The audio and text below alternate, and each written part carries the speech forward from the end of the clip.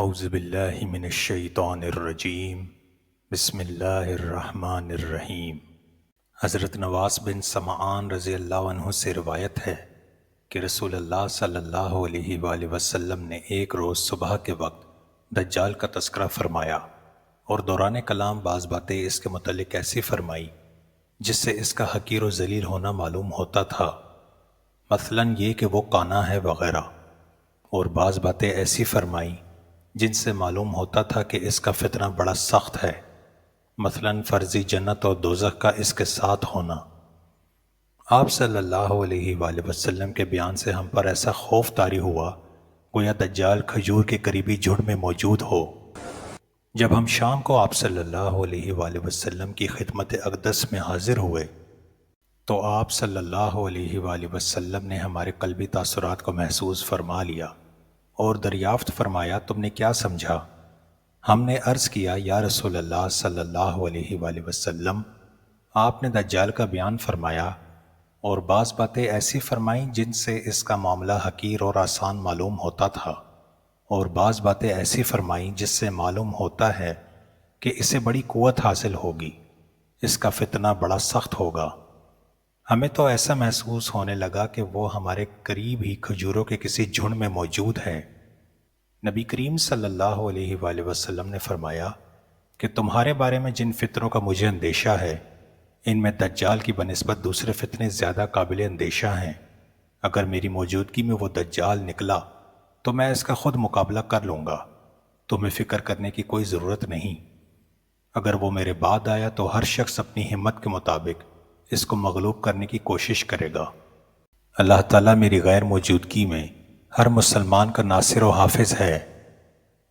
اس دجال کی نشانی یہ ہے کہ وہ ایک نوجوان گھنگریالے بالوں والا ہے، اس کی ایک آنکھ پھولی ہوئی ہے اور دوسری آنکھ سے کانا ہے، جیسا کہ دوسری روایت میں آیا ہے۔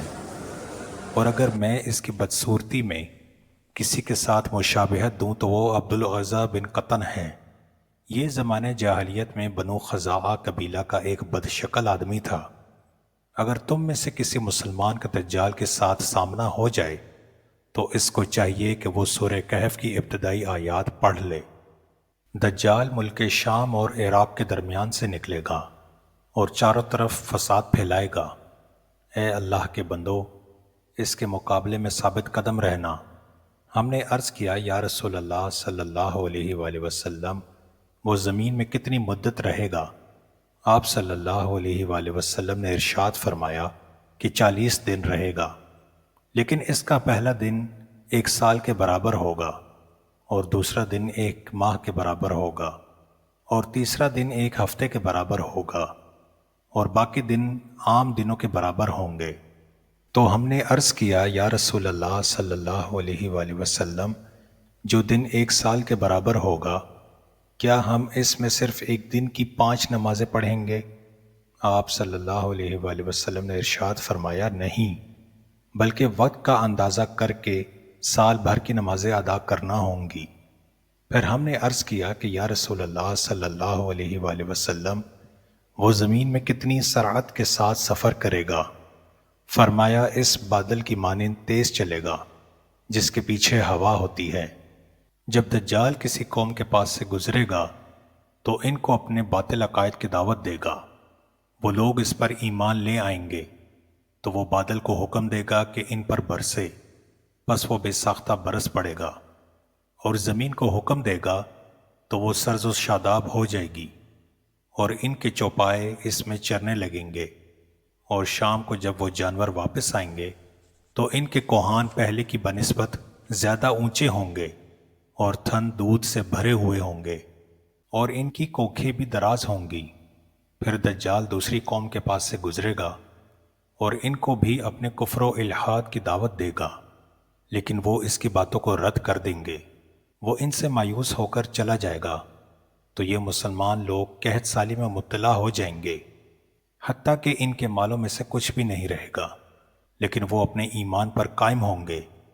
پھر وہ ایک ویران زمین کے پاس سے گزرے گا اور اس کو حکم دے گا کہ اے زمین، اپنے خزانوں کو باہر نکال دے۔ چنانچہ زمین کے خزانے اس طرح اس کے پیچھے پیچھے ہو لیں گے جیسا کہ شہد کی مکھیاں اپنے سردار کے پیچھے ہو لیتی ہیں۔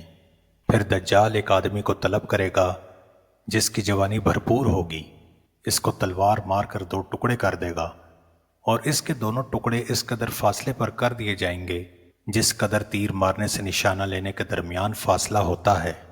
پھر وہ آواز دے گا، وہ زندہ ہو کر دجال کی طرف اس کے عمل پر ہنستا ہوا روشن چہرے کے ساتھ آ جائے گا، یعنی وہ مرد مومن دجال کو تسلیم نہیں کرے گا۔ اسی دوران اللہ تعالی حضرت عیسیٰ علیہ السلام کو نازل فرمائیں گے۔ وہ 2 زرد رنگ کی چادریں اوڑھے جامع دمشق کی مشرقی جانب کے سفید مینار پر اس طرح نزول فرمائیں گے کہ ان کے دونوں ہاتھ فرشتوں کے پروں پر ہوں گے۔ جب وہ اپنے سر کو نیچے کریں گے تو اس سے پانی کے قطرات گریں گے، اور جب اپنے سر کو اوپر کریں گے تو اس وقت بھی پانی کے جدا جدا قطرے موتیوں کی طرح جھڑیں گے۔ جس کافر کو بھی آپ کے سانس کی ہوا پہنچے گی وہ وہیں دم توڑ دے گا، اور آپ کا سانس اس قدر دور پہنچے گا جہاں تک آپ کی نگاہ مبارک جائے گی۔ حضرت عیسیٰ علیہ السلام دجال کو تلاش کرتے پھریں گے یہاں تک کہ اس کو باب لط پر جا کر پکڑیں گے۔ یہ جگہ آج کل بیت المقدس اور تل ابیب کے درمیان اسی نام سے مشہور ہے، اور ایئرپورٹ بھی ہے، اور وہاں اس کو قتل کریں گے۔ اس کے بعد حضرت عیسیٰ علیہ السلام ایک ایسی قوم کے پاس آئیں گے جنہیں اللہ تعالیٰ نے دجال سے محفوظ رکھا تھا۔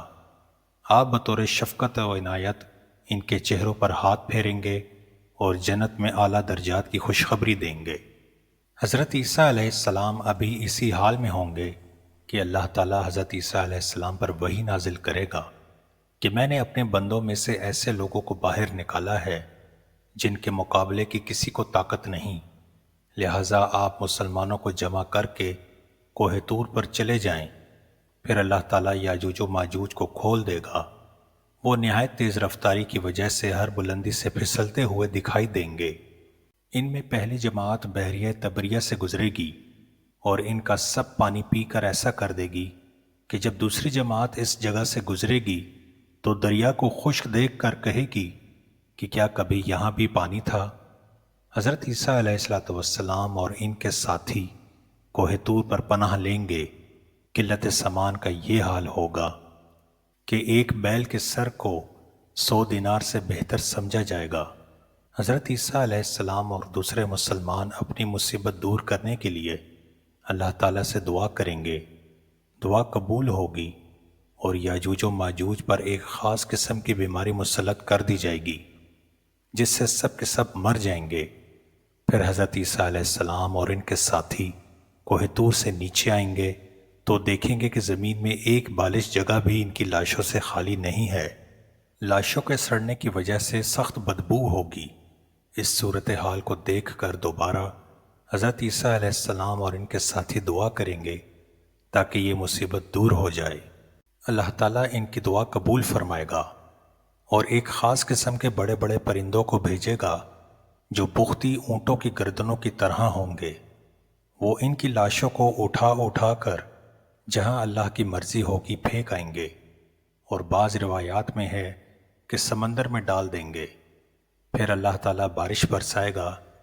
کوئی شہر اور جنگل ایسا نہ ہوگا کہ جہاں بارش نہ ہوئی ہوگی، اس سے ساری زمین دھل جائے گی۔ پھر اللہ تعالیٰ زمین کو حکم دے گا کہ اپنے پیڑ سے پھلوں اور پھولوں کو اگا دے اور اپنی برکات کو ظاہر کر دے۔ ایسا ہی ہوگا، اور اس قدر برکتیں ہوں گی کہ ایک انار ایک جماعت کے لیے کھانے کو کافی ہوگا، اور لوگ اس کے چھلکے کی چھتری بنا کر سایہ حاصل کریں گے۔ اور دودھ میں اس قدر برکت ہوگی کہ ایک اونٹنی کا دودھ ایک جماعت کے لیے کافی ہوگا، اور ایک گائے کا دودھ ایک قبیلہ کے سب لوگوں کے لیے کفایت کرے گا۔ ایک بکری کا دودھ پورے خاندان کو کافی ہوگا۔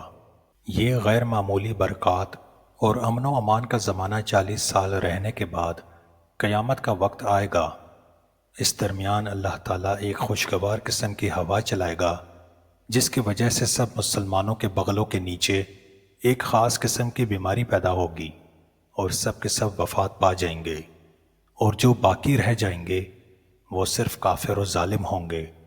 جو زمین پر علی الاعلان جانوروں کی طرح حرام کاری کرتے پھریں گے، ایسے ہی لوگوں پر قیامت آ جائے گی۔ اگر ہماری ویڈیو آپ کو پسند آئی ہے تو اسے لائک کریں، چینل کو سبسکرائب کریں اور کامنٹ باکس میں اپنی رائے کا اظہار کریں۔ اللہ تعالی ہم سب کا حامی اور ناصر ہو، آمین۔